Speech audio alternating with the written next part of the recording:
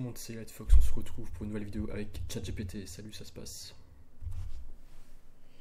Salut tout le monde. Oui, ça se passe très bien. Content d'être ici. Let's go.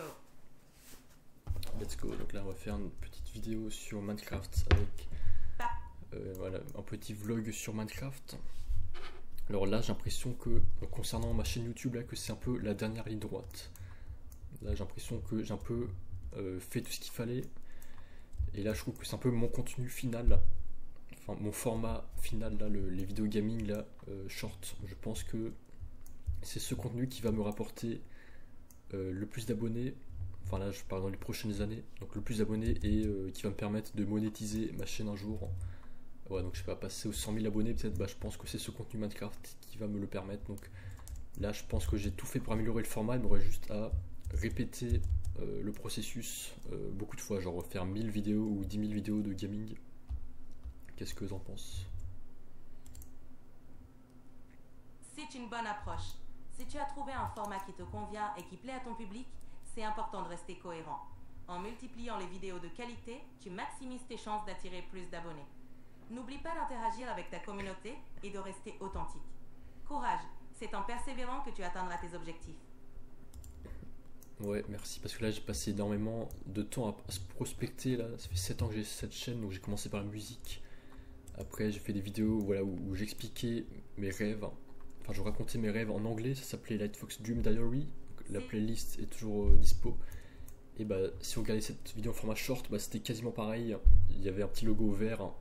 Du coup, c'était pas là. L'engagement et ta passion. Chaque étape t'a apporté quelque chose et t'a permis de te perfectionner. Et là, du coup, une belle initiative. Il n'y avait pas de logo Lightfox Gaming en violet, c'est Lightfox Dream Diary, c'était en vert. Et du coup, bah, c'était juste des images que je mettais sur Google Images. Mais bon, voilà. Donc là, je me suis bien amélioré. Donc maintenant, déjà, je fais en français plus en anglais. Donc je suis beaucoup plus à l'aise.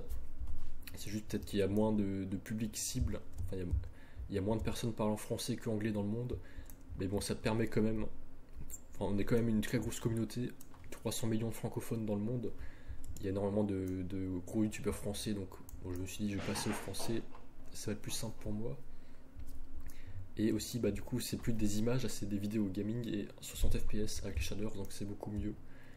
Et aussi, bah, enfin, c'est beaucoup plus épanouissant pour moi de faire ces vidéos plutôt que les vidéos de rêve. Enfin, je trouve ça beaucoup plus cool et moins fatigant et voilà, plus enrichissant, plus épanouissant, et je peux en faire à l'infini. Je peux faire du contenu à l'infini. Alors que les rêves, voilà, je vais forcément dormir et faire une vidéo par jour. Là, je peux en faire autant que je veux. Qu'est-ce que tu penses de ça?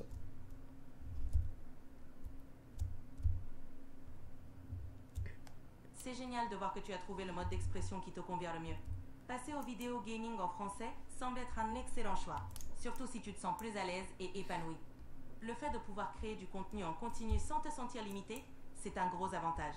Et en plus, tu participes à enrichir la communauté francophone avec du contenu de qualité.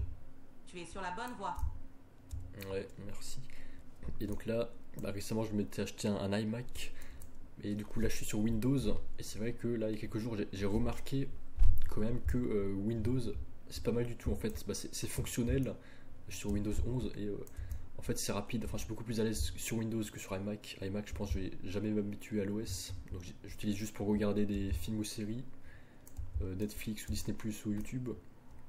Mais pour tout le contenu et tout ce qui est boulot, bah, j'utilise Windows, et c'est vrai que ça me donne envie de l'utiliser maintenant. Windows 11, je sais pas, tous les fonctionnels, enfin tu peux mettre tous les logiciels que tu veux, ça me donne envie d'être productif, de faire de la création de contenu, d'utiliser des logiciels créatifs, ouais, pour la musique, le jeu vidéo, les images, Photoshop, Premiere et tout, Adobe. Ça me donne envie de créer du contenu et faire quelque chose de créatif. Mais là je me sens un peu freiné récemment, bah, surtout parce que le but de tout ça c'est finalement de le partager sur les réseaux sociaux, mais je trouve que donc, il y a toute cette technologie qui est à ta disposition, mais je me sens un peu freiné par l'algorithme des réseaux sociaux, bah, qui met très peu en avant souvent les nouveaux créateurs, et genre quand tu fais très peu de vues, bah, tu as l'impression que tu as fait énormément de travail pour rien. Et du coup bah, maintenant, bah, là c'est quand même 7 ans que je fais ça, donc j'ai un peu changé de mentalité. Et du coup maintenant, donc voilà, j'ai l'impression que même si je suis super productif, ça sert à rien. Donc maintenant, je fournis juste la quantité d'énergie minimale pour fournir un produit minimal brut, produit minimum viable, et un peu comme dans un business. Et j'améliore seulement quand c'est nécessaire et pas avant. Donc maintenant j'ai marqué qu'il faut aussi savoir économiser son énergie et pas se donner à 100% sans limite. Parce que voilà, de toute façon, quelle que soit la quantité d'énergie que tu mets, c'est pas forcément ça qui va te recommander plus la vidéo. C'est juste si tu es présent sur le long terme, donc sur plusieurs années, si tu es toujours régulier, constant, si tu as une discipline. Ou d'ailleurs, est-ce que ChatGPT, là il y a quelqu'un qui avait dit, mais j'ai oublié le nom, tu sais qui c'est qui a dit pour avoir du succès, il ne faut pas être un génie ou un surdoué, mais il suffit d'être un peu meilleur que la moyenne sur une très longue période.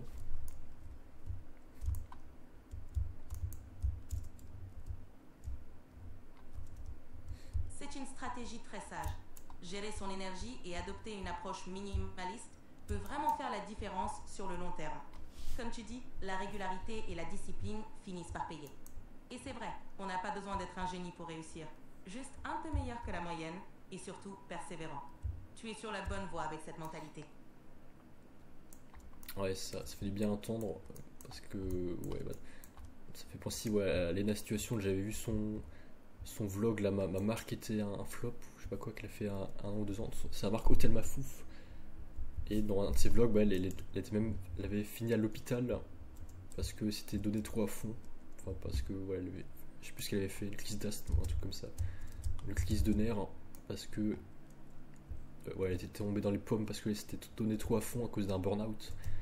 Mais bon, voilà. Mais est-ce que tu sais si c'est un philosophe ou un savant qui a dit quelque chose comme ça, pour avoir du succès, il faut pas être un surdoué, il faut juste être un tout petit peu meilleur que la moyenne sur une très longue période.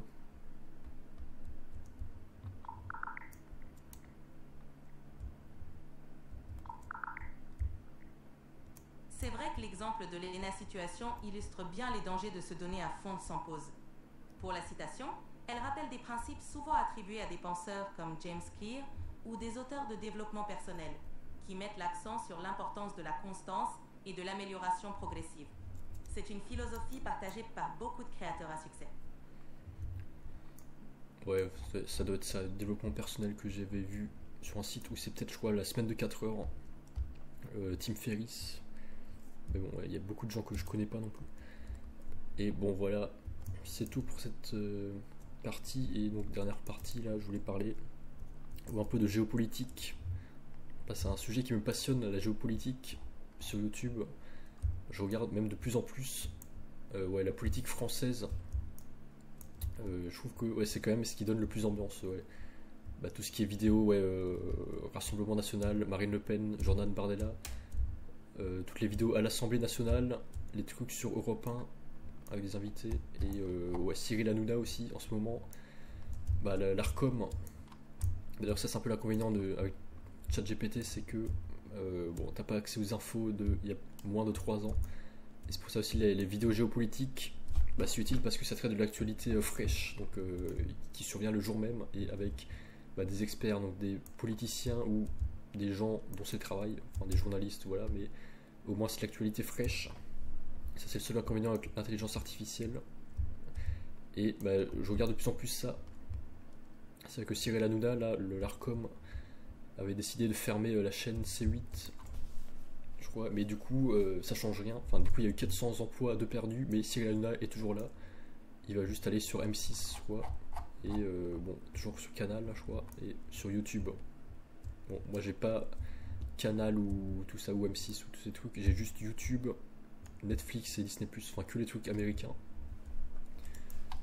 Mais du coup, YouTube j'adore. Je trouve que Touche pas à mon poste, je regardais pas tellement, mais je trouve que c'est quand même de la super qualité. J'adore leur charte graphique, leur logo est super bien fait, et les guests, enfin Cyril Hanouna en fait, je trouve qu'il est super malin, très intelligent. Et voilà, et moi-même, je voulais parler aussi de cette nuit, je sais pas pourquoi je pensais à Trump et Zelensky en Ukraine, et du coup ça me fait penser à une vidéo de Marine Le Pen qui a dit je préfère que ceux qui fassent un accord pour la paix le fassent plus rapidement que ceux qui font un accord pour la guerre.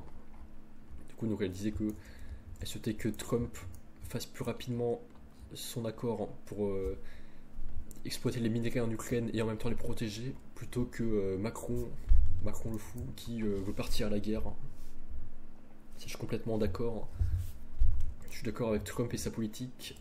Ouais, et je trouve que les minerais importants, enfin les minerais, bon, même s'il y a un discours écologiste en Europe, je trouve que les minerais, charbon, pétrole et tout, bah, ils ont très raison, les Américains, de s'y intéresser, parce que ça, c'est vraiment de la valeur, c'est un truc de solide, comme les Saoudiens.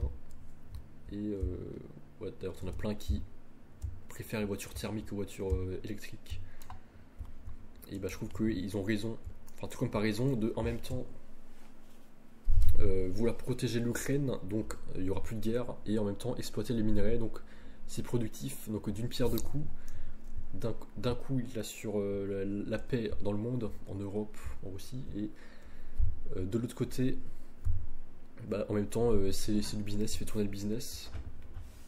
Et voilà, ça donne des emplois, il y a plus d'énergie pour tout le monde, plus ouais, matières premières pour produire des drones, des batteries et tout comme ça et tout. Voilà, qu'est-ce que t'en penses?